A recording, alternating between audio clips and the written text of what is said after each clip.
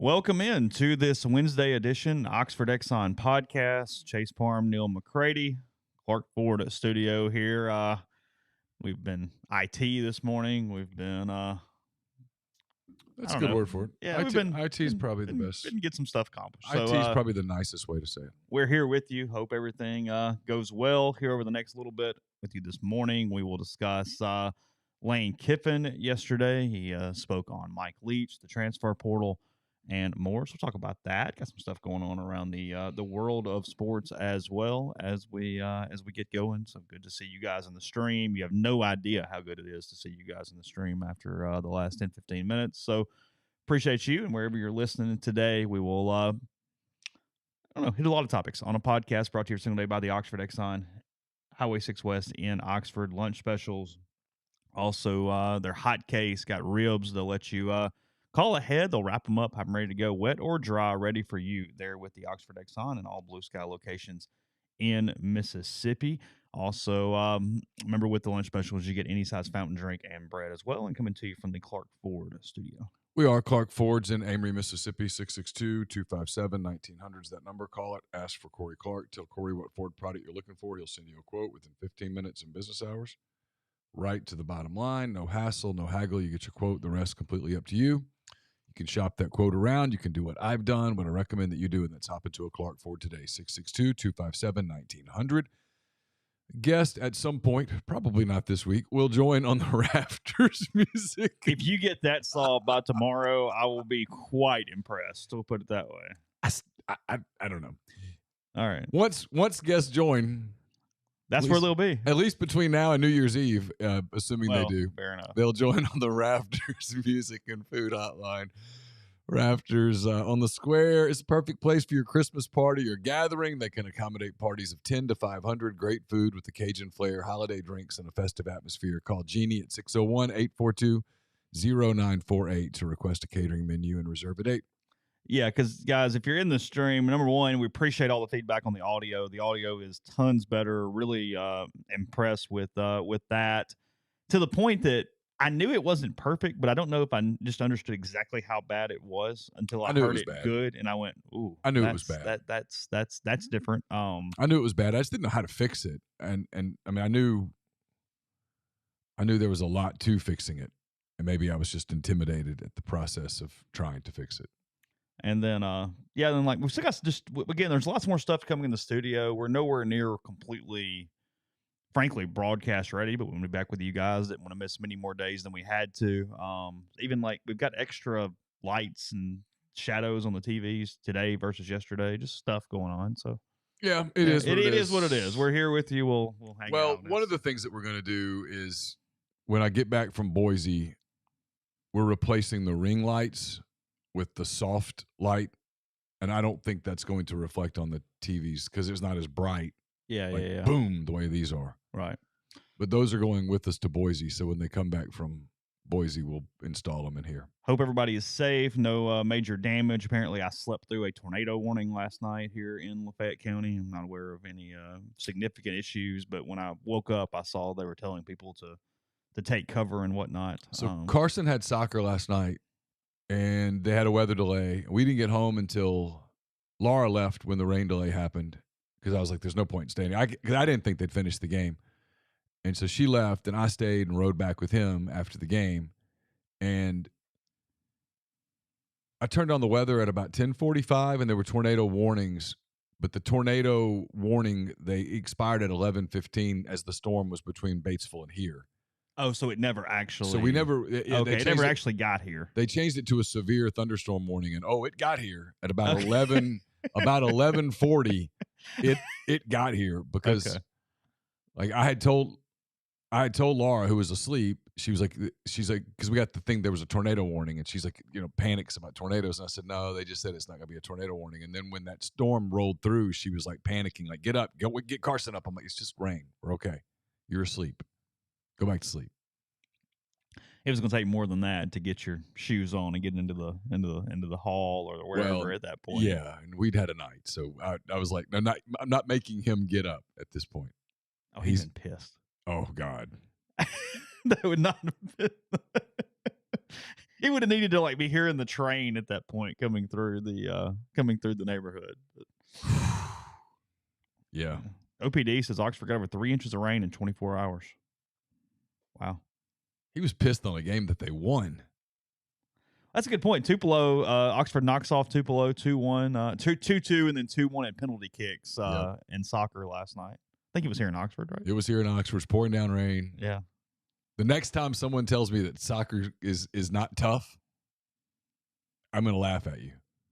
They're running around freezing their asses off on turf in the rain, temperature dropping, the wind blowing the ball everywhere in a physical game that was getting it's a rivalry. Oxford and Tupelo. And everything at this point. We can just all pretend that we get along. And for the most part, we're pretty pleasant, but once the whistle blows, for whatever reason, has that been the worst one? No, because there's a mutual respect there. Okay. But they like beating Oxford a lot. Now, it's funny. I'm convinced that we won't spend any time on this, I promise. I'm convinced that one of the things that the Oxford kids in any sport have to learn is that when you show up with the O and the Thunderbolt thingy on when you show up with that, you better bring an equal chip or you're going to get beat.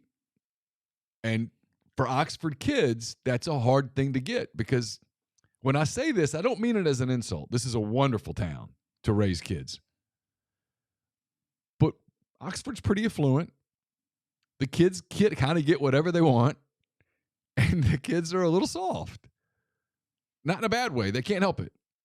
But when they play tougher kids, they've got to ratchet it up, and sometimes it takes a minute to learn that lesson.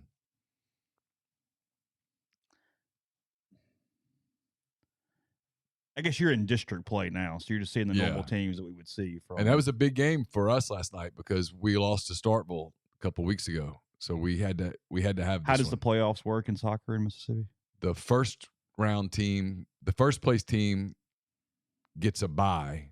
Okay. Second and third place teams have to play each other in a play-in game. So we'll probably play Tupelo again and again. So by the third time, it'll be a borderline. And that'll be in the play. It'll be a borderline fist fight. Okay. And Carson knows a lot of those kids. He plays club in Tupelo. He does. He knows those kids, and he likes some of them. Like some of them. Yeah. There's some that are fine. It's all good. Yeah, it was. He wanted to win bad. It's fair. I have had a time in my life where I was a bit of a hunter. It's not necessarily the case now. I'm wearing my real friend of Tyler's and a fan of Realtree more than a hunter at this point, but it's all good. All right, Lane Kiffin. Oh, I got to address this because it's in the stream. Rebel Grizz says, Neal, DJ said Ben, as David Johnson said, Ben said someone out of them, you and Yancey used to blow their nose in their shirt while waiting outside in the cold covering recruiting. I hope it wasn't you. I can tell you. Where's my camera? I'll do this the right way. Are you aware of what they're talking about? It was not me. Period. It wasn't David. I'll allow Ben to tell you it wasn't Ben, and then you can figure it out from there. Is this a podcast topic? To talk about, how did we get here? Well, I see the comment in the stream. They must have talked about it in a podcast. Oh. I don't know. I've witnessed things covering recruiting that I don't care to ever discuss. Okay. Said it was in their hand. Okay. All right. And then use the same hand to shake people's hands. Yep. Okay. Those were different worlds back in the day. The cattle call junior days, the interviewing everybody that walked up. This wasn't that long ago. Wasn't that long ago? No. More recent occurrence. I think it happened outside the inn at Ole Miss. Really? Yeah. Okay. Yeah. All right. All over the place. Sorry, I'm a little scatterbrained, if I'm being honest. It's probably not the best podcast today. I appreciate you guys for hanging in, just simply because of our struggles before we got going. So my mind is not where it probably would have been had we started on time around 8:15 this morning. But we'll get through it. It's my fault. Well, no, I mean, actually, it's not really. But it's not. It kind of, whatever. Yeah, it's. Here we are. By the way, if a camera goes out, we have a timer issue that we're working on. It might not pop up. It might. If it does, we just have to go hit a button. It's going to take a minute. Feel free to make fun. We're going to get these things worked out, but right now we're in a month of change. Well, I pray it's not a month, but yes. What is meant the month of December is our. That's more than fair. Okay. Yeah, we'll get to Carlos Correa and those kind of things here in a little bit. Lane Kiffin speaking yesterday. Practice going, I guess, was technically the reason for it. It was a pre-scheduled interview, press conference. It had nothing to do with Mike Leach's passing, as far as him talking yesterday. Right. I know a couple people would ask me that, but that's not what that was. And then got into a lot of stuff, but we'll start there. We mentioned Leach's death on the show yesterday, and really just a day of social media. So many great stories on Mike Leach yesterday that everybody had something one way or the other. I mean, it's hard to even pick out two or three, but I mean, you could just I feel like every hour I was copying and pasting and sending to other people, and they were sending to me, and you're sharing all these Leach stories. And one of the ways that we always talk about all the negative, and one of the ways that social media is actually really cool, where it's you had everybody being really cool, and then you had Wes Rucker yesterday. That's what you had. You had everyone, and then you had Wes. And Tyler Siskey got so upset at Wes Rucker, and I was having a hard time getting as upset as Tyler was, and I told Tyler's like, I'd like to kick his ass, and I said, well, let me tell you something, Tyler. You're a tough guy. I said, but by the time you get to the front of that line, it's gonna be a minute. It's gonna be a minute, and you're probably gonna encounter some fellas. Because that's that deal where you're going to show up thinking you're getting near the front of the line. It's going, no, the line's back there, champ. I love Rucker doubling down and then deleting the tweet. Yes. It's like, hold on a minute. Hold on. We can't double down and then delete too. Yeah. Which you got to, maybe some boss finally went, dude. You think? Maybe. He was really worked up, though. And I said, Tyler, welcome to my world. I mean, I don't know what to. I was having a hard time. Like, I looked at it and went, oh, yeah, that's typical. Yeah, well, there's no shock about it whatsoever. Well, he was shocked. I mean, there was nothing about that said, oh, I'm really surprised here. Is this has happened, or this is what Wes Rucker has said? Anybody who's new to the podcast, I have not been quiet about this over the months and years. Wes Rucker covering Tennessee for, I think, 24/7 now. He's been at least at the Chattanooga paper, maybe some other papers as well prior to this. What was your favorite Leach story? I had a couple yesterday that I really, really liked. Real quick, his tweet for anybody who's missed it, because we're not. He said, I always wanted to cover Mike Leach, but in reality, he was better suited for programs a bit more off the beaten path. Not sure how well the bright lights, booster smooching, politicking, and assorted pressures of a place like Tennessee, Georgia, or Alabama come on would have suited him better where he was. Tennessee, Georgia, or Alabama? Tennessee, Georgia, or Alabama? It's like, hey, the big market clubs in baseball: Yankees, Dodgers, Royals. Yeah, it's asinine. America's biggest cities: New York, Chicago, Ypsilanti. I mean, there's a ton. I mean, you got the guy from ESPN saying that basically Leach at one point was playing flag football when he was in law school with a serial killer. I didn't see that. You didn't see this? No. Yeah, apparently when he was at Pepperdine, I think that's where he went to law school. Is that correct? That's correct. they had a flag football game on the weekends, just whatever, touch, whatever. And one of the regulars had stopped playing in the game. Okay, whatever. People pull out, stop playing. Then they realized they started seeing sketches of him around town. And later on, they ran the timeline and realized it was Richard Ramirez, the Night Stalker. No and way. Apparently, he was in some sort of recreational football game with Mike Leach at one point. And wow, it's here's the thing: is it's not even about one story. It's about that he talked to everyone and he was curious about everyone. It wasn't what you weren't interviewing him; he was interviewing you. He wanted to know what made you tick, why you did this, why you did that, all these different things. That made him approachable and likable. And where you look at college football and everybody has this thing. I mean, Bruce Feldman coached his kids' little league football team last summer, and Leach helped him design a playbook for kids and was like, no, you run a bunch of crossing routes because that confuses all the kids. They can't figure it out. And he's scheming up for 9-year-olds or whatever it was. It's just, he's human. He's the most human football coach we've had in forever. The Texas-Oklahoma playbook, the fake script thing was just fantastic. It was great. And for them to go back and get all those guys to admit that, yeah, we fell for it was awesome. I mean, it was so funny. But the story that really touched me was when he was at Washington State, the 2 young journalists just start showing up. I saw this. And he goes up to him like, hey, who are you? What are y'all doing? And so they tell him, we're nobody. We're just trying to get started. They run a blog. And he liked them. And he goes, all right, well.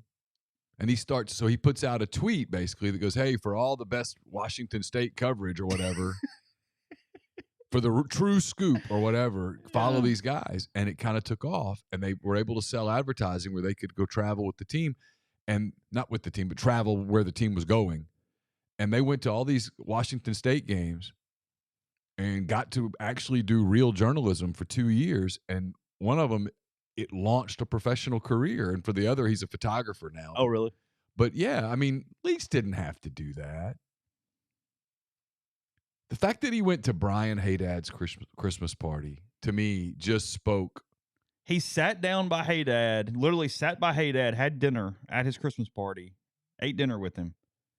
And at one point, Haydad told this story on either the Gallo show or Midday with Gerard Gibbert yesterday. I'm not sure which one because I've listened to both interviews. And during the dinner, Haydad's phone rang, and it was his mother. And he's like, I couldn't help it. And he's like, I just looked over and went, hey, you want to talk to my mom? And Mike goes, yeah, absolutely. He pulls it up. He goes, you got Mike Leach here. Who's this? And said he talks to Haydad's mom for like 10 minutes while they're at dinner, just, hey, whatever. And he said some nice things about Brian, really appreciate him, enjoy him or whatever. And Brian's like, I get the phone back. And he's like, I can hear mom blushing through the phone. And she's like, oh, God, don't ever do that to me again. Was that really Mike Leach and all this different stuff and whatever? And it's just the most unassuming public football figure of our lifetime, potentially, given the scope of where he coached and it being big-time college football. Well, yeah, he coached in the Big 12, he coached in the Pac-12, and he coached in the SEC. He was a coordinator at Oklahoma, at Kentucky. Just the stories go on and on. It's really incredible. Like, I liked Cole Kubelik's story about the Cadillac. Well, that one, and also Cole's kid. Oh, I didn't see Cole's kid dressed up like a pirate. And so Cole, just having some fun with Mike Leach, shows him the thing, and Mike Leach, does the thing where he breaks down his costume and stuff. But what was cooler about it was that a few days later, in the mail, Mike Leach had sent a hoodie, Mississippi State hoodie for Cole's kid. Oh, did he? And a big box of Halloween candy. Just thought that was cool. He didn't have to do that. I just thought that was cool. Sometimes it's little stuff people do that like strikes you, and it makes an impression for the rest of your life. Like he did that all the time. Like, you can point to little things that mean nothing to the person that did it, that mean really something to the person that received it. Yeah, because Mike Leach sent a tweet or made a phone call or literally told some staffer, hey, this address, do me a favor. Yeah. Cool. He's not packing anything up. Yeah. But he made it happen. Yeah. Matters. I mean, I'll give you an example in my house. We went to the Cubs convention back in 2017. And we're in the hotel Thursday night. We're leaving to go out to get dinner. Mm-hmm. And Carson saw Ron Coomer, the former major leaguer who's the color commentator for the Cubs radio broadcast. And Carson has grown up driving in the car with his dad, who likes to listen to baseball on the radio. And Carson walks up to Ron Coomer and says, "Hi, Mr. Coomer," and introduces himself. And Ron Coomer says, "Where are you from?" And he says, "Mississippi." And "Why are you here?" "I'm a Cubs fan, blah, blah, blah, blah, blah." And we turn to leave as a whole bunch of boys come running up to Ron Coomer for autographs. Of course. And Ron Coomer yells and says, "Hey, Carson." I guess because those other boys didn't say Mr. Coomer, right? He says, "Hey, Carson." And Carson turns and looks at him and he says, "Would you like to put on my World Series ring?" And Carson's like, "Yeah." And so he gets the World Series ring and takes a picture. And to this day, man, we'll turn on Cubs radio. And when he hears Ron Coomer, he goes, "Hey, there's Ron." Is he really? Yeah, every time. Every time. And Leach got that, the human part of this.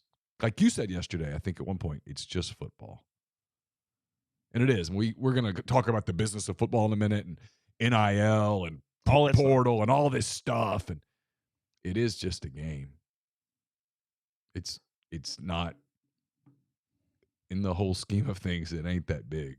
No. It's just a sport. Well, and I mean, you kind of saw that even, from somebody who was so pissed off at the time with Lane. We'll talk about Lane in a second.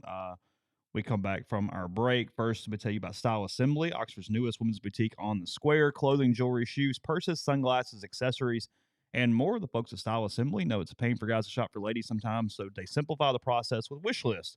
Just have to fill the list out at the store or over the phone. Kate, the owner of her team, will keep you on file. So all you have to do is call or stop by, choose something off the list. You'll get the exact gift you want, down to the correct colors and sizes. They'll even gift wrap it for free. It's perfect for Christmas, birthdays, anniversaries, Mother's Days, or any special occasion. They can also ship straight to your door if you don't live near Oxford. Don't forget the gift cards if she doesn't know what she wants just yet. They never expire and can be gift wrap as well. So stop by the store. That's 203 North Lamar next to Blind Pig, 662-638-3163. Or you can DM to place orders on social media at Shop Style Assembly. See, I reset it. No big deal. All good. It's going to be okay. Walk on. Colts didn't even jump there. Damn. Walk on Sports Bistro puts everything they've got into bringing. We got to get you a Whoop monitor during these shows to just like you can take the Whoop monitor and you can stream your heart rate on the screen. That might be a good thing, is to put our heart rates on the screen during shows. That's a thought. We could do that. That's a thought. It's doable. We could sell it. Brought to you by Whoop. Sure. Please. Sorry, go ahead. My fault to the good people that you were talking about there. Walk On Sports Bistro puts I need to go to Walk-On's right now and just go, what do you got? What would you like? What do you have? Just pour something in something, and then pour something in that, and pour something while I'm waiting. Put everything they've got into bringing you game day with the taste of Louisiana. Dig into their mouth-watering, made-from-scratch Louisiana cuisine. Po' boys, gumbo, voodoo shrimp, plus fan favorites like juicy burgers, fresh salads. It's in Oxford or Ridgeland, wherever you local walk-ons is, but Oxford and Ridgeland are the ones that make this show happen. We appreciate them very much. Don't forget, you still got time to order your stocking stuffers from Dead Soxy. Go to deadsoxy.com. Promo code Rebel Grove. Get 30% off. 30% off. That's not available to the general public, but it's available to you guys at deadsoxy.com. Promo code Rebel Grove. The College Corner is your one-stop Rebel shop. 2 locations in the Jackson area, one in Ridgeland, one in Flowood. collegecornerstore.com as well. If you're tailgating in Oxford or home gating with friends and family, the College Corner has you covered for game day. We're also brought to you by The Rogue, 4450 I-55 North in Jackson, or therogue.com. You can get in touch with them. Go stop by if you're doing some, not last minute, you still got a couple of weeks, Christmas shopping there. It's your destination for fine men's clothing. Comer Heating and Air, Southern Air Conditioning and Heating. Different names, but same great products, same great services. If you live in Oxford, Tupelo, the surrounding area, call Comer at 662-801-1777. If you live in Hernando, Memphis, or the surrounding area, call Southern 662-429-4429. A-Stock Auctions is a Nashville-based online auction company with the mission to provide customers the power to name their price. All items at A-Stock start at just $1. That's right. Every item starts at just $1. Shop now at astock.bid or download their app. Name your price on thousands of items from big-name retailers. A-Stock Auctions has multiple locations around Nashville that offer local pickups, so don't miss out. If you want it, bid it, win it. Podcast is brought to you by the Ole Miss Athletics Foundation. The Rebels are in Houston to face Texas Tech, the Red Raiders, in the 2022 Tax Act Texas Bowl, December 28th, 8 o'clock Central Time. The kick for that one. To get your tickets, you can do that now at OleMissTix.com. And then remember, a couple weeks left in the year, the calendar year coming to an end. Consider supporting Ole Miss Athletics for your year-end giving to help sustain their momentum. Help you out as well in that way also. So for more information, ways to give to Ole Miss Athletics, please visit the websites at givetoathletics.com, championsnowolemmiss.com, or call the office 662-915-7159. I just realized something. In all the chaos that we forgot to do this morning, there is no audition file. You'll have to pull the audio off the YouTube. So congrats. I forgot about it. You're welcome. I forgot about that too. It's yeah. Speaking of that, planning to speak to Denton Hollis at some point this week on an MPW Digital show of some sort. I was expecting to do it tomorrow night, but I don't know what we're doing, so I don't know. We'll figure it out. Yeah, do that. We'll make it part of tomorrow night. I'll talk to Mintz today. We'll make it a double thing, and about his firing. Discuss his lack discuss of employment. Lane going after him. I think Lane was joking. Very jokingly. Very joking. He likes Mintz well enough. He does. I think so. What I was saying, you've seen a couple places on the internet to it. I've linked a couple. Ole Miss athletic staff had visited Chris Mitchell, the first Chucky Mullins recipient, actually from back I guess in the late 80s, now 90. I could have the year wrong on that, but forgive me, sometime around there. Yeah, he was was paralyzed several years ago, is in the northern Alabama area. And I know Tom Luke was among the people. I guess Tom was probably a teammate of Chris's now doing Chris the math. Is paralyzed? Yes, that is correct. Yeah. So they took him a bunch of stuff, a lot visited him there. So again, that's something we'll talk to Denson how that came about. That was one of the reasons for that there. But if you watched the press conference yesterday, it's on our YouTube channel. Lane was on SportsCenter earlier in the day, spoke about Mike Leach there. You could tell he was mourning, tell he was very, as expected, upset, struggling to kind of find the right words in a lot of ways. I think Lane took genuine comfort from the fact that out there on that field, not far from where he was at that moment, he had seen Mike for the last time, and he got to see him at his expense walk off a winner. I guess that's my point. I mean, the perspective changed there because, look, we talked about it here on this show. That night, Lane Kiffin did not expect to lose that football game. Mm-hmm. He fully expected to win in all ways. They went up 17, 16-3, whatever it was. Knox has got the fire extinguisher and the whole deal, and he's smiling. You can see Lane's having a big time, not playing great, but they're winning. I think he thought they were going to win fairly easily. Yeah. I do. I think he thought they were going to win the game convincingly. I think it's one of the reasons that not to interrupt your story, I think it's one of the reasons that night he was a little irritated at the questioning. It was because what he was really thinking about at that point was not all the Auburn stuff. It was, God, we really just let a game get away. And the studio's not finished, guys, at all. Like, complete bare bones. We're nowhere near done. This doesn't apply to 99% of people, but man, the people that just come on and criticize. You must have the greatest life in the world. I mean, you must have, everything must be perfect. Congrats. I mean, awesome. We're nowhere close to finish with it. We're just doing the best we can. We're not done. It's simple as that.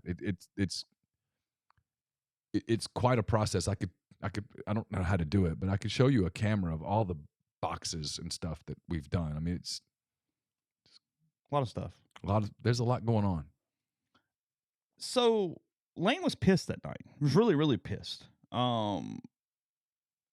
He got, it's why he gave Richard the answer, or what? Sorry, he gave John. Was it John Darnell? I forget. They had the sideline issue that night. I saw Richard on the field. Oh, you did? We never talked about that. Okay, just let me stop. Whomever, I had no idea. I didn't follow up. They got the question about, hey, you still get a bowl game or whatever, and Lane was like, yeah, sure, whatever. Like it had no bearing on anything in Lane Kiffin's mind right then. He had much bigger issues.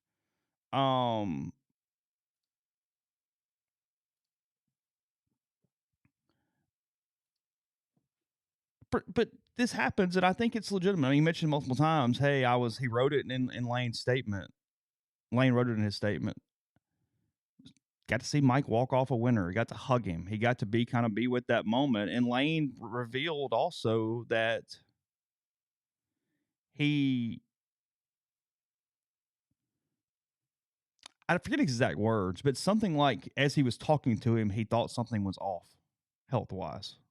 Lane mentioned that he didn't look right. Something was strange there. I don't know that they even discussed it. I don't know that he had any more details or anything else, but there was an evident thing to a lot of people throughout the year that I think Mike wasn't crazy healthy. He dealt with pneumonia throughout the year. Did you and I have this conversation yesterday?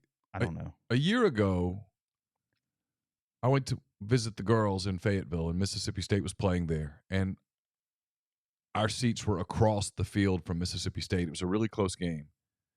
And Mike was pretty animated that day. And I noticed during the Egg Bowl, 1 year later, like almost to the day, a year later, in the Egg Bowl, another close game, rivalry game, Mike was not very animated. He didn't appear to have a lot of energy. And I remember thinking, because we were hearing all the stuff about cancer and was this his last game? Was he retiring? Yeah, right. And I remember thinking, I wonder if there's a lot to it, because people have been saying there's nothing to it. And I wondered, I wonder if there is something to it, just kind of watching him on the sideline across from where I had the binoculars on him at times. So, yeah, I know what Lane's saying. There was something kind of off. Maybe all season a little bit. He just didn't have the same energy. There was a post-game interview after they beat whoever they played before Ole Miss. I guess it was East Tennessee State, where he just didn't sound good. Well, he'd been coughing with after effects of the pneumonia right. for weeks. I mean, that was a very prominent thing throughout a lot of his press conferences. He was having a hard time with that and fluid buildup. I mean, Lane didn't say this. I'm not putting words in his mouth, but from like you said, the relationship they've had over a period of time, people he saw a good bit because they're both coaching in the same state.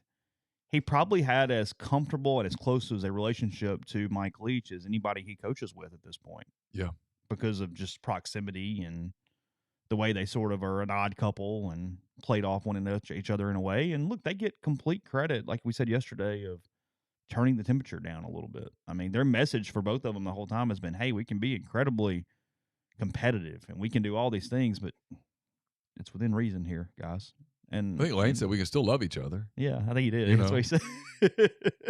And I think Lane loved Mike, as much as I think Mike loved Lane. I mean, you could tell at their I watched a video of it yesterday, the end of that Egg Bowl where they go shake hands and Lane kind of has his head down and Mike's talking to him. And then as they part, Leach turns and says something to him with like a smile on his face, and Lane kind of laughs. So I think even in that moment, he was kind of saying a joke, like making a crack. And it wasn't about the game or, hey, it was probably something about flying to Boca or something. Who knows, right? Because that was Leach's bid always was Key West. He would tell both of them, hey, we're going to go take a trip together, and the winner has to buy the plane to get us down there. Like that was Mike's always deal with Lane. So, I mean, even all the way to the end, that's what it was. Lane talked about how he admitted that sometimes, those pregame handshake things, that sometimes he doesn't look forward to those.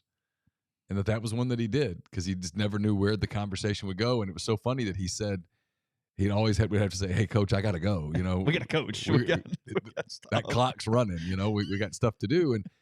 And Leach would just visit. And that's what you hear from so many people that talked to him. He would just visit. And I remember it was 2011. I couldn't remember. And it was a mailbag question about it. So I was answering it. It was 2011 where Houston Nutt basically got fired at the end of September, but coached until the end of November. And so I spent 2 months talking to people about, hey, the Ole Miss job, and are you interested? And Mike Leach's name came up a lot. Remember, we had him on our hot board. And I got him on the phone. So you talked to him. That's what I was thinking, yeah. I got him on the phone, and I remember some details of it now. I guess he knew my name from newspaper stuff. He'd been on my show in Mobile. And he's like, what are you doing now? Where are you? And we talked about that. And he's like, what do you I remember him asking about websites as opposed to newspapers. And what do you think? And he asked me more questions than I asked him, because I was asking him, would you be interested in the Ole Miss job? Yeah, I'd be interested. I want to coach in the SEC. I think, And how many coaches would have done that? You know what I mean? I mean, the list is like zero. Yeah. I mean, even now, people who are friends of mine, okay, personal friends who are going to be candidates for SEC jobs. If I ever have to do the deal where I have to say, hey, fill in the blank, are you interested in the SEC job that I'm discussing here? They're going to give me some watered down, look, I'm really happy where we are. It's flattering, blah, blah, blah. They're not going to say, yeah, I'd be interested, of course. And Mike Leach was like, yeah, I'd love the Ole Miss job. And I took it that day. I thought when he said that, I thought, well, he's not getting it. I mean, for a coach to say that means they know they're not getting it, right? And I think in reality, he had nothing to do with that. He just was answering a question. He liked Oxford. He'd been to Oxford, whatever. He did this. He did this. He was asking me questions. And I remember kind of being in a hurry, because that was a stage in my life about where you are right now, where there's always a practice or a recital or something you're trying to get somebody to. And I didn't have time. I'd pulled over to take notes, and I needed to get going. Mm-hmm. And I was kind of like, hey, thanks. Hey, appreciate the call, And he's still going. I think he would have talked another 15, 20 minutes, whatever. Not because I was interesting. It's just because I think he found people interesting. Well, he constantly... I mean, a lot of the stories from yesterday was he was constantly taking calls from people at practice. They'd hear whistles in the background and stuff, and be like, "Hey, coach, I like." And he goes, it's not that important. It's fine. Go ahead. Like, he's just talking. It's football practice. Assistants are running the thing. Like, he's just kind of hanging out. It's all good. It's fine. That reminds me of like Tommy Tuberville would come over at Auburn practices, and you'd be like, "Hey, do you need to go like do the football coaching thing?" And he's, no, that's what you hire staff for. And you think about it, and you're like, well, you're kind of right. I mean, it's not wrong, but... I mean, if the head coach has to go run the offensive line drill, something's bad. He's just overseeing things. You walk around, you look at people. Hey, what's up? Lane's kind of that way. I mean, at Ole Miss's practice yesterday, he's just kind of standing around watching. But he was kind of down yesterday. You could see it in his body language. Really? Yeah, he was kind of down. People have asked. I have not seen any official. If it's out there, let me know. I have not seen any official word as far as celebration of lives or funerals or whatever they're doing from a dedication standpoint. Mississippi State did announce yesterday that they will play in the ReliaQuest Bowl. That's January 2nd, I think, against Illinois in Tampa. I mean, they're just trying to get through it right now. They said they had no really other answers beyond that, but they would be playing in the game and fulfill that for their players or whatnot. Yeah, he did go to the bathroom while doing an interview about Lincoln Riley. The reporter heard the toilet flush, and Mike goes, well, the conversation was pretty good. I just didn't want to stop. So. That's great. That's awesome. It's just, it's I mean, he Lincoln Riley was on his team. He told him, hey, you're never going to play here, but I want you to help me to like be a GA, to be a student coach. I think that could be something that works for you. It did. It kind of worked out. It worked out all right. It's there. So, I don't know. I'm again trying to thought today is really, really struggling. Let's talk about some of the other things Lane talked about yesterday, because I thought it was a pretty interesting conversation. I'll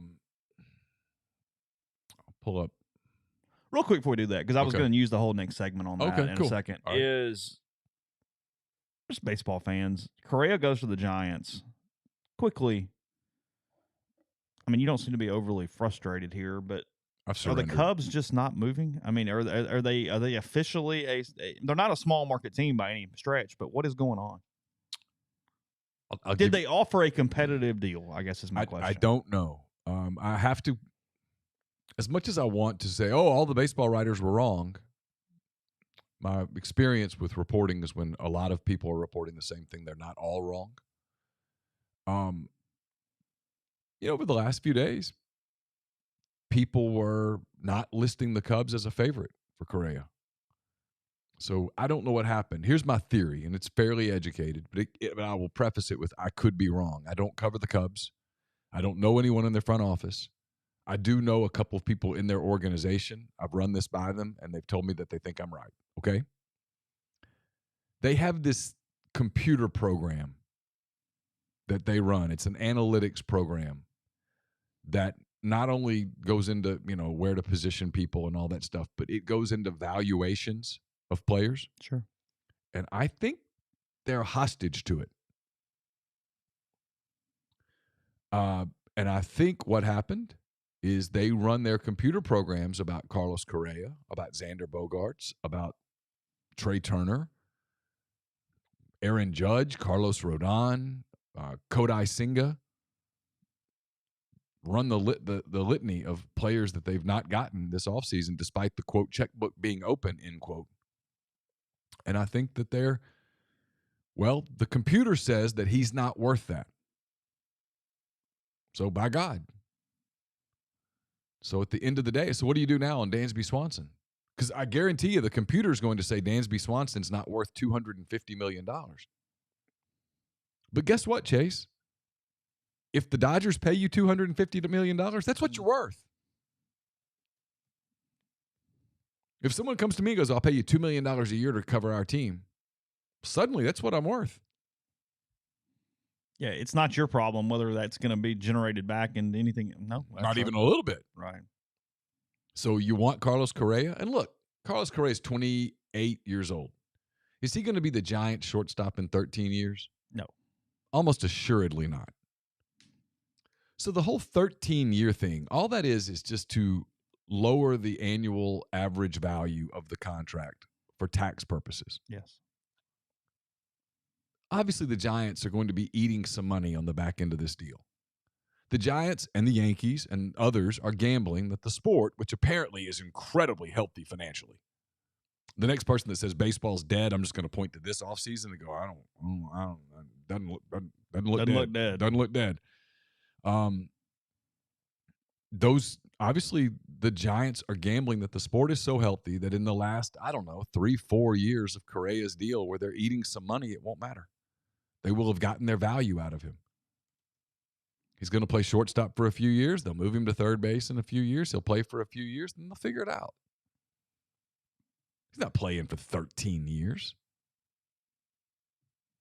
But the Cubs are apparently unwilling to do that. But what's more disturbing to me... But they know they're not going to win. To me, what's more disturbing as a Cubs fan is not signing Carlos Correa, which, by the way, is very disturbing.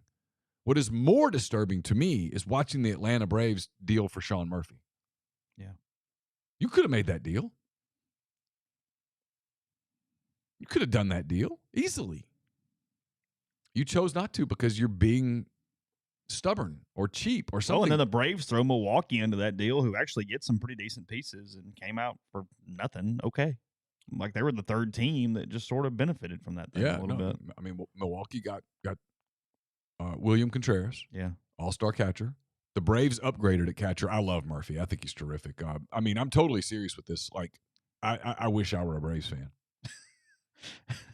because their front office is just. Anthopoulos has done a phenomenal job. Well, they have the perfect combination of a little old school baseball and Snicker, who understands that analytics matter. Right? He's not one of these stubborn. No, I'm not going to do the analytics thing. And then you have guys like Anthopoulos who have an understanding of two things: one, the market; two, analytics; and three, people. You can argue that Anthopoulos kind of butchered the Freddie Freeman thing, and then you can go, but did he? Because they turned Freddie Freeman into Matt Olson. Yeah. I mean, the Braves are looking at Dansby Swanson right now and going, well, we could bring him back, and they still might. Sure. Or they could move on. Yeah. And if you're the Cubs right now, people say, well, Dansby Swanson doesn't change the game. No, but you need to add a piece. And look, I'm tired of the people going, Dansby Swanson's not a good shortstop. There's only so many dudes. You got to get a dude. Dansby Swanson is absolutely a top 7 shortstop in Major League Baseball. Sure. And if you can go get that player, you have to do it. And if what he cost is $25 or $28 or $30 million a year, then that's just what he cost. You're a big market team. Act like it. That's the frustration with the Cubs. Yeah. Yes, and Freeman's agent was awful during all that entire negotiation. He was that was a deal where they got the agent and the team talked and the player didn't. Mm-hmm. And had the player just picked up the phone probably. It'd been all right. And called Anthopoulos and said, look, I really want to play in Atlanta. It's kind of what happened with the Yankees, to the credit of the Steinbrenners. Hal Steinbrenner finally got on the phone with Aaron Judge and said, hey, what do you want to do? What do you want to do? And Aaron Judge says, I want to be a Yankee, but I've got this offer, and that's what I think I'm worth, and I think I proved my value to you as a Yankee, and I want to be the captain. There's things that I want. It's not as simple as I'm going to bow to the crown here. I feel like I've earned something, and Steinbrenner apparently thought to himself, you know what? You have. We've got it. Okay. So, okay. Yeah. The feelings throughout the whole thing, even though feelings got ruffled a little bit, they never let the relationship deteriorate to a point that they couldn't talk. And so ultimately they got on the phone, and it was, what do you want? Here's what I want. And I think Steinbrenner simply wanted to hear Aaron Judge say, I want to be a Yankee. Mm-hmm. But I'm not going to take a lowball offer. I'm willing to go back home and play for the Giants, but it's not what I want. Yeah. I want to play for you. And Steinbrenner said, okay, let's get it done. Yeah. And apparently in all of that bluster and all that time, it got done in one phone call. Yeah. Podcast brought to you in part by Northeast Spark, NESPARC. 2 packages, the Ignite, the 100 Mbps, or the Blaze, the 1 gig that powers the Clark Ford studio. Your hometown team bringing you world-class broadband. That's nespark.com. 662-238-3159. Phone service available, parental controls, network security, and more. So, again, to get the best internet in Lafayette County, also parts of Union and Pontotoc counties for those who previously did not have internet. Again, that's 662-238-3159.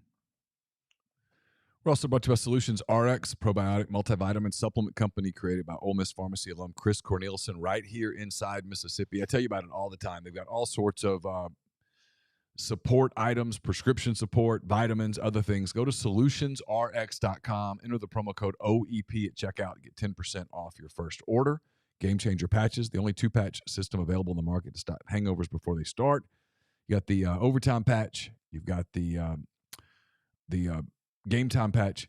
They'll take great care of you. The warm-up patch, I should say. The overtime patch, they'll take great care of you. They make a big difference. I've used them. If you're out partying this holiday season, you should too. It would make a great stocking stuffer. GameChangerPatch.com. Promo code RebelGrove20 at checkout for 20% off your purchase. We're brought to you by my buddy Clay McNutt, the Beast of Baldwin, and they're at ACS in Baldwin, Mississippi. It's a complete electrical control system solution provider, a Rockwell Automation recognized system integrator. ACS is a full-service AutoCAD services provider, full-service fiber optic cabling solution provider. If you're in need of custom HMI and SCADA solutions, ACS has you covered. It's acsllcms.com or call 662-601-4381. I was in Lammons about a week ago, taking care of some business for an elf that I know. Alan and Nancy King and the people there at Lammons will take great care of you as well. It's 1126 North Lamar Boulevard. They've been around for like 75 years. Whatever you're looking for in jewelry, they've got it. It's the gold standard in fine jewelry. LammonsFineJewelry.com or call them at 662-234-2777. And we're brought to you by Pinnacle, based in Madison, Mississippi. They've got advisors in multiple states, clients in more than 20 states. They provide detailed, specialized investment management, financial planning, retirement planning for individuals and businesses, and much, much more. It's mypinwealth.com, MYPINN wealth.com. Also brought to you by John Edwards, Regency Travel Incorporated in Memphis. Get in touch with John, give him some parameters, give him a budget, and he will help create a trip for you that will create a lifetime of unique memories. 901-494-3387 or jedwards@regencytravel.net. Podcast also brought to you by Prime Shrimp, primeshrimp.com. 7 flavors available for you. including their two most recent offerings, the lemon crack pepper and their New Orleans style barbecue shrimp. You can use code MPW to get $20 off your first order with primeshrimp.com. Fewer than 10 minutes from freezer to plate to take care of dinner tonight or whenever you need that helping hand from the New Orleans-based company that also does the 2-pound bags of individually frozen shrimp, kind of like the grocery store, except a higher quality shrimp. Again, that's primeshrimp.com. Use code MPW for $20 off your first order. So, no, yeah, Lane had a lot of other stuff.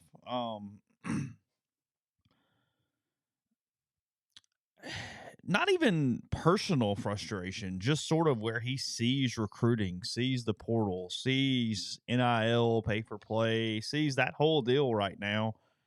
In fact, he said he wasn't frustrated. He said it is what it is. I thought he was, as he normally is on big picture things. That's where Lane's the best, is on major, bigger macro items. He was really good yesterday. He was, like you said, he was emotional.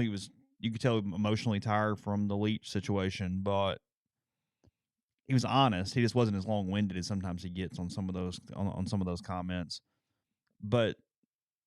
And he sort of, for the first time, did the whole thing that you and I have been talking about forever. Is it's pro sports, but where it's but all 85 can be in the portal at once, or at least the guys who had not transferred before. That because he makes the comment.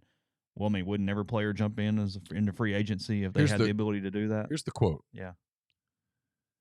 He was asked, so I'll set it up a little bit. He was asked about the portal, and he said it's not really ideal. We're trying to manage it as best we can. He pointed out that he's got players coming in on visits. He's going out recruiting. He's got players on his team that are taking official visits because they're in the portal, yet they're still playing for his team.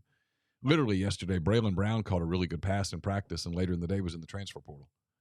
I mean, it's bizarro world if you think about it. 2 years in a row, guys are missing practice to take official visits at other schools. Yeah, and still playing in the game. And, I mean, he's going to miss some practice because he's got to fly out to go visit players that are practicing at other schools. I mean, he's not bitching about it. He's like, I get it. They got to go take visits. If you're going to transfer someplace, go take the visit. This is when you take the visit. Missing practice. Weird that you're even practicing, but they are.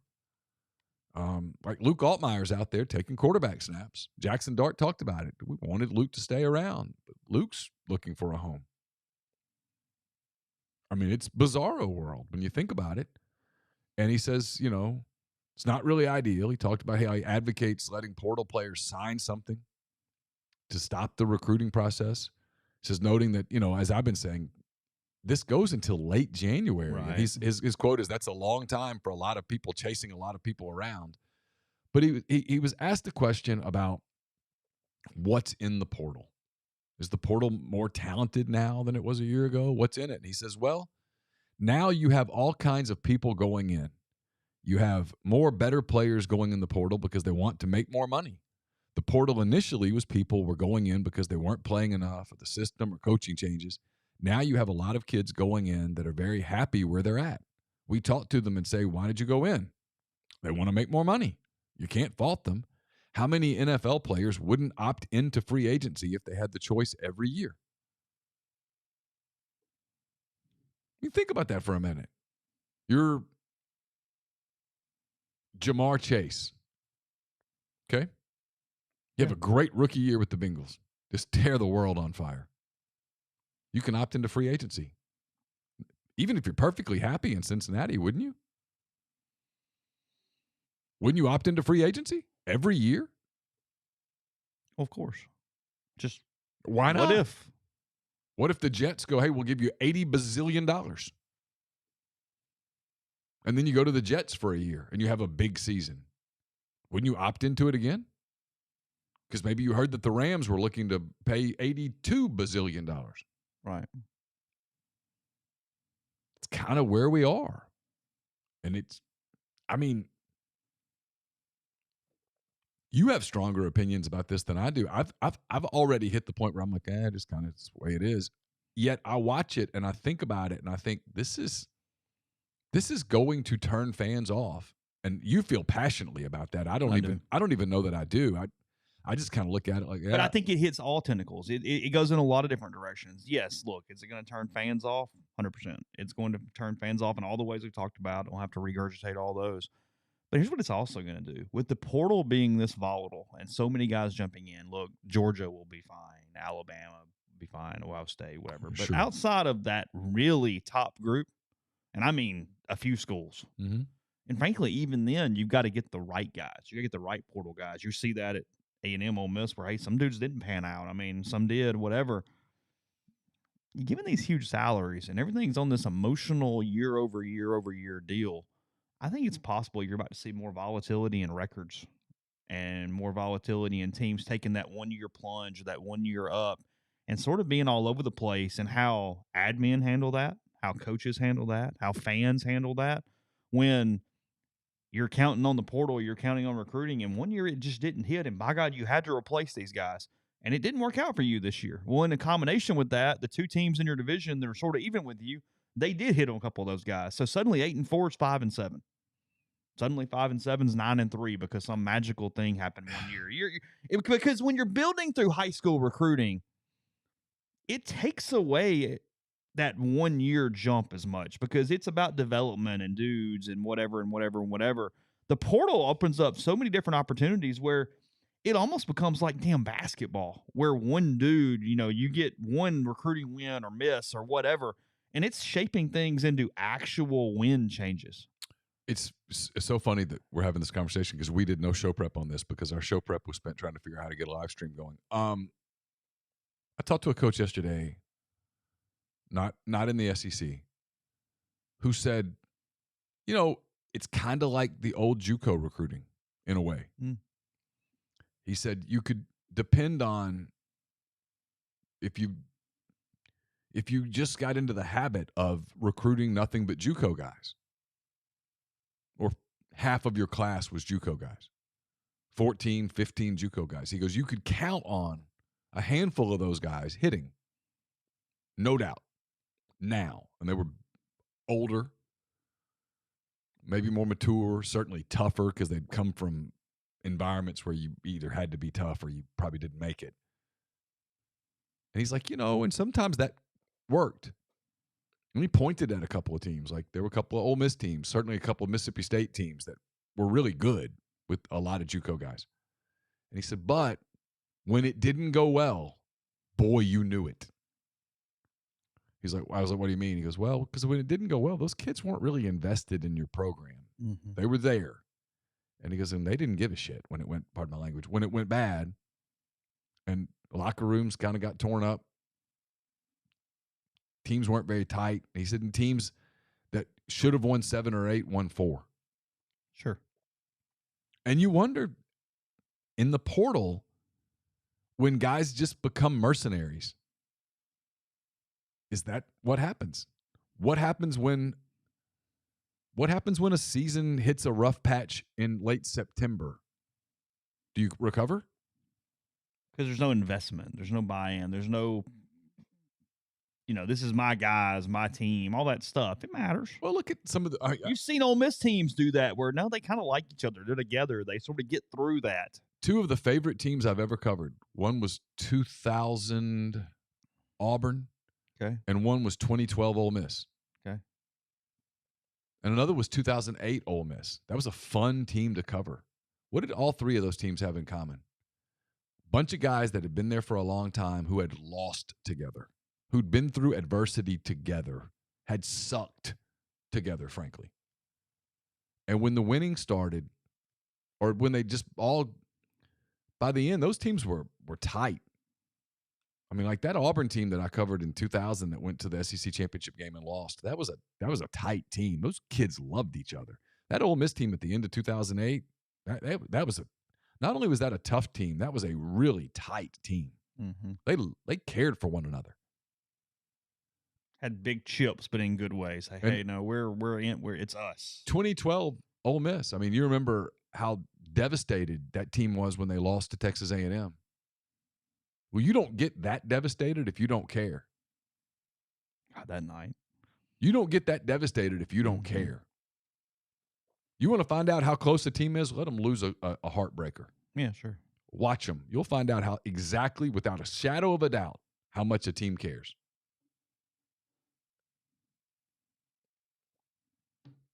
So I do wonder, this isn't about Ole Miss. This is just in general because, I mean, the portal's, 1,400 people today?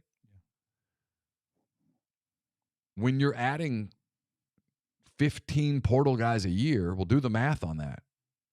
It's 45, 50 over the course of 3 years. If you do that, that's 45. That's half of your roster. If half of your roster is transfers from all these places, guys that didn't grow up with any sort of affection for your school, they're not from your place, that it doesn't mean anything to them other than a NIL salary. What happens inside those locker rooms when adversity strikes? Now, look, if you're winning, doesn't matter. Everybody, winning's fun. Winning solves everything. But what happens when you're not winning? When you hit a rough patch in late September, do you just go, screw it? And then what happens at the end of that season? Do admin go to the coaches and go, hey, this didn't work, next? Or do you get more time? Or do you say, hey, you got to build this a different way? That's a good point. Excuses, yeah, like using that as reasons. You went here, not here. You did this, not this. Or does admin say, hey, you got to do this a different way because the fans don't care about your team anymore? You're going to have to recruit. Let's take Mississippi out of it. You've got to recruit more Wisconsin kids, more Midwest kids who grew up with going to Big Ten games, watching Big Ten. You know what I'm saying? In Mississippi, the argument would be you got to get more kids from Mississippi. You got to get more kids who had Ole Miss ties, blah, blah, blah, blah, blah. And does the coach go, well, yeah, but it doesn't work like that because I got to develop those kids. I need somebody else to develop for me because you're asking me to win year over year over year, and it's hard. I don't know. I don't know where it goes. But I think you can, not even frustration, when I read his quotes, I just read him going, he goes, this is not really ideal. I'd love to know whether Lane thinks this is sustainable. His answer would have to be, well, it has to be because this is what it is. But I'd love to know. Really, what do you think? Hey, turn that off. Yeah, how? And Lane's not that guy. But I'd love to know with some coaches, because some coaches have said, I don't know how sustainable this is. If it's sustainable, as far as it doesn't change, it changes the sport. I mean, because the coach, we were talking about Alex Anthopoulos a minute ago, right? Okay, well, part of Alex Anthopoulos' job chase is he has to determine, all right, am I bringing let's take Dansby Swanson. Am I bringing Dansby Swanson back to Atlanta? Mm-hmm. I like Dansby Swanson. He was good to the Braves. He's a great guy. World Series shortstop, right? Does all those things. Sure. But he has to decide, is he worth X million per year? Right. Okay, Brian Snitker doesn't have to do that. Brian Snitker's in the dugout, and Brian Snitker just decides, hey, if Dansby Swanson's on my team, you're going to hit first or you're going to hit seventh or whatever. You're going to play this. Here's what time we're taking the bus to get to the airport to fly to Philadelphia, right? Snitker never has to go, hey, I don't know that you're worth X. No, you just play. Or, hey, Dansby, you need a day off today? Yeah, sure. Right? You see the difference.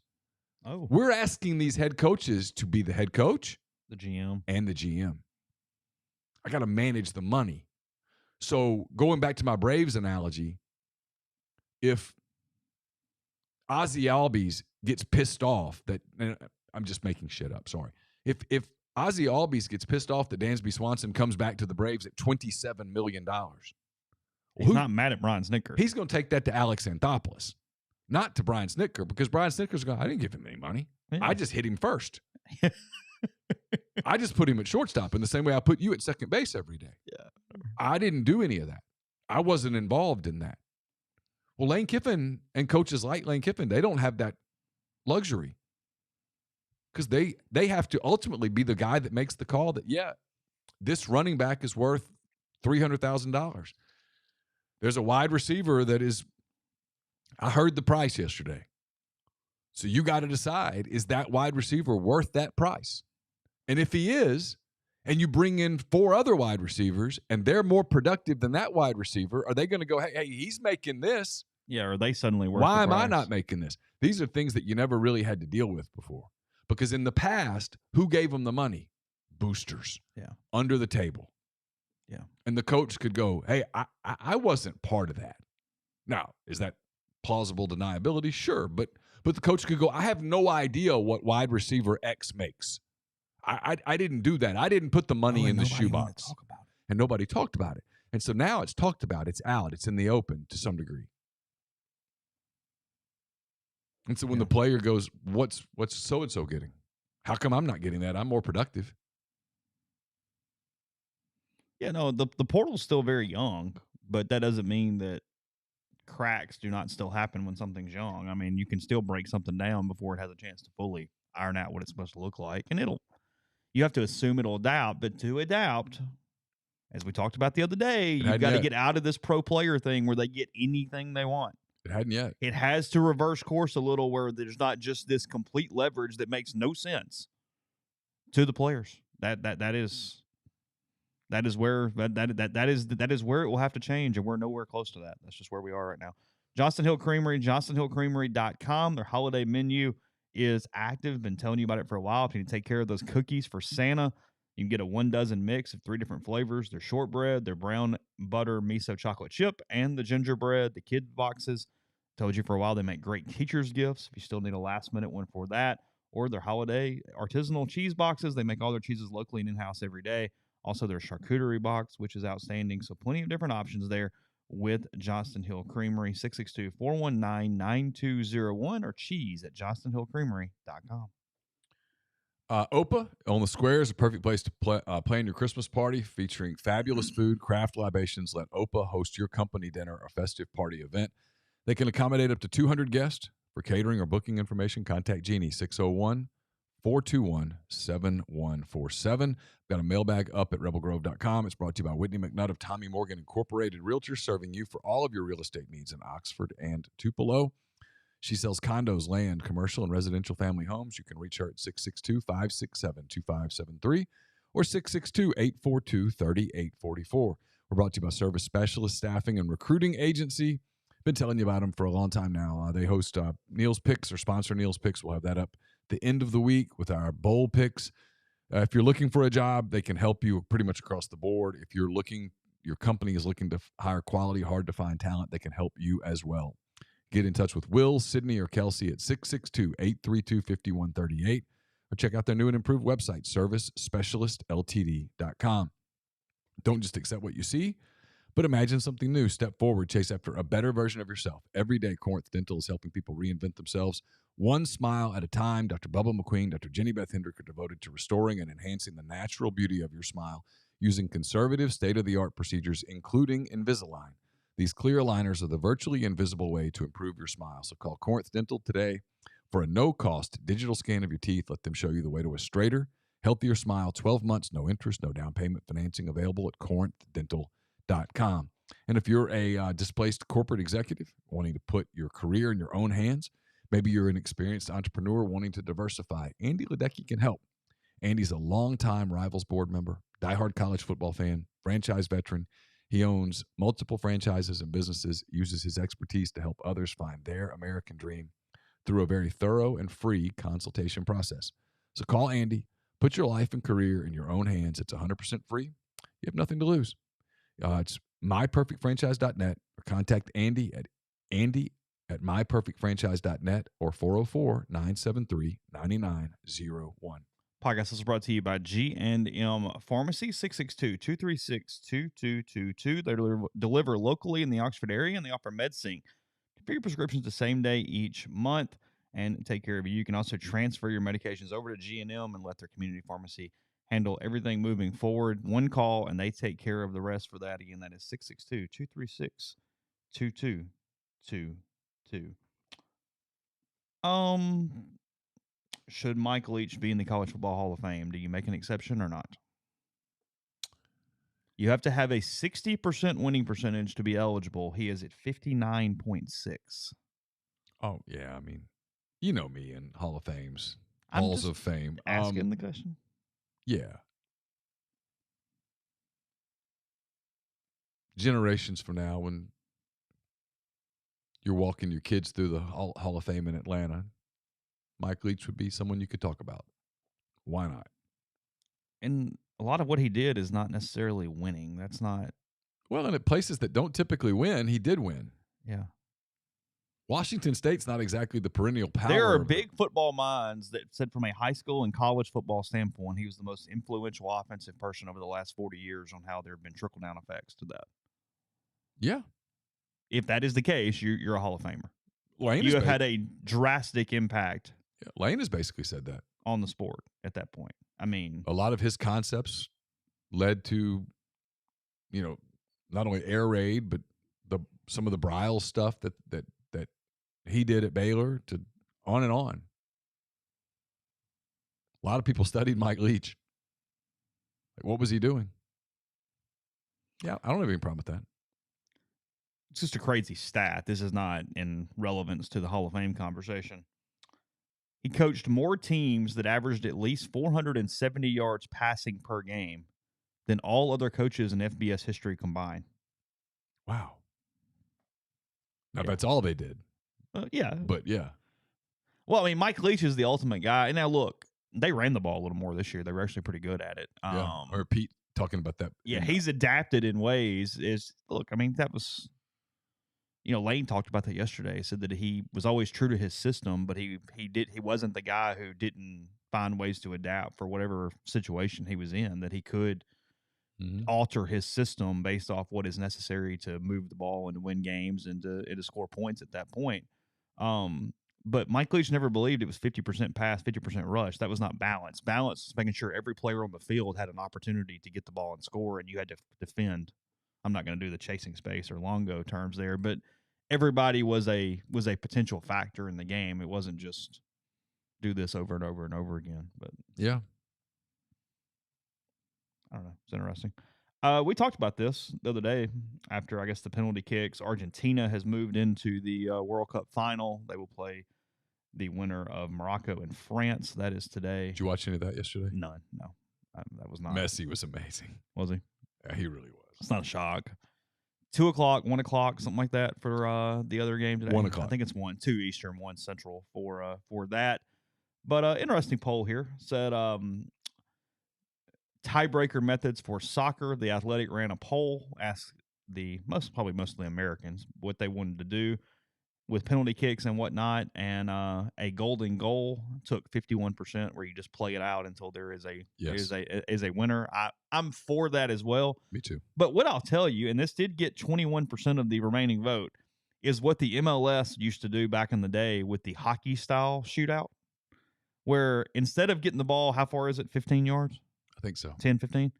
They would get it 35, blow the whistle, and it was a straight one-on-one breakaway for the penalty kicks, where you kicked the ball down the field and made a move. And so a completely unrealistic thing, something that doesn't happen during the course of play. More realistic than straight penalty kicks. Not really, though. Because in soccer, very rarely is one dude just racing down the field like a breakaway, like a fast break. Well, they have this thing called defenders, and they get back in the way. Yeah. Okay. So you don't like that either? No. I mean, it was an American version to make it more fast. Well, back I mean, in the look, day. you're talking to the guy that absolutely despises college football overtime. Hate it with a passion. Every single time that I see it, I'm like, this is so stupid. It's better than the NFL. It's not. NFL's better. Both teams get the ball. NFL, both teams get the ball. And I don't like the touchdown thing. I think in the NFL, even if you score a touchdown, the other team should get the ball. Well, that's fine. That's not both teams getting the ball. But I hate eliminating the kicking game and going, 1st and 10 at the 25, go. Hate it. You know how good offenses would be if every possession during the course of a game started 1st and 10 at the 25? The other 25? How good your offense would be if every possession started 1st and 10 at the opponent's 25? Sure. I mean, hell, even Iowa would score occasionally. I don't like it. Play the game. But the way they have it now is a problem. And again, it's strategy. It's interesting. I'm not criticizing the sport by saying this, but Croatia makes the Final Four of the World Cup. Mm-hmm. And the article was, are they any good? Because they do nothing during the game to try to score. No. They just get into penalty kicks. And then they win penalty kicks. And so, no. The answer to it is, well, they're good, but are they? They're not one of the 4 best teams in the world. No. So it's kind of like, I hate it. I watched it decide. It decide a game last night. It's seriously letting soccer sit there and do what basketball did 50, 60 years ago with no shot clock, where they would win games 6-2 because they just held the ball the whole damn quarter. And people say, well, it would go on forever. Well, no, number one, it wouldn't go on forever. People get tired. You make a mistake. Fatigue would kick in, and someone would make a mistake, and that's part of the game too. At that point, you'd be, well, the fitter team won. Yeah, which is okay. I'm cool with that. And it's got to be something, so I'm fine with that. But I want them to win on a soccer play. Because there's never a point, at least I've been to a lot of soccer games. I've never seen one where they stop the action, put the ball exactly where you want it, and go, okay, now take your time, set up, get your mind clear. I don't like that. Yeah. The soccer's more, to me, about the finding a crease on a corner, on a free kick, someone creating a mismatch in space, like Messi did yesterday, that draws a second defender and leaves a defender, a teammate free for an easy goal. Mm-hmm. I like watching the art of it, the footwork, the strategy, the moving pieces. That's what makes it fun. You take all that away on penalty kicks. We mentioned Correa. I guess we didn't point out it's 13 years, $350 million for Correa is the total price on that. And then just from a sports note last night, because this is notable, Alex Ovechkin, the Capitals forward in the NHL, he gets his 800th career goal last night. He had a hat trick over the Blackhawks. They scored 7 goals total. Third player in NHL history to reach that mark, joining Wayne Gretzky and Gordie Howe. Number 801 will tie Ovechkin with Howe. So basically, he's going to be in second place. Gretzky having the record at 894. No other active player has more than 534, which is Sidney Crosby. So there's that there. You're watching a all-time dominant scorer in Alex Ovechkin with the Capitals. So, in a sport that has become fringe. Yeah. Oh, 100%. Yeah. Yeah. The NHL raises its hand and goes, we'd love to have the money for $350 million contracts that you guys are just doling out over there.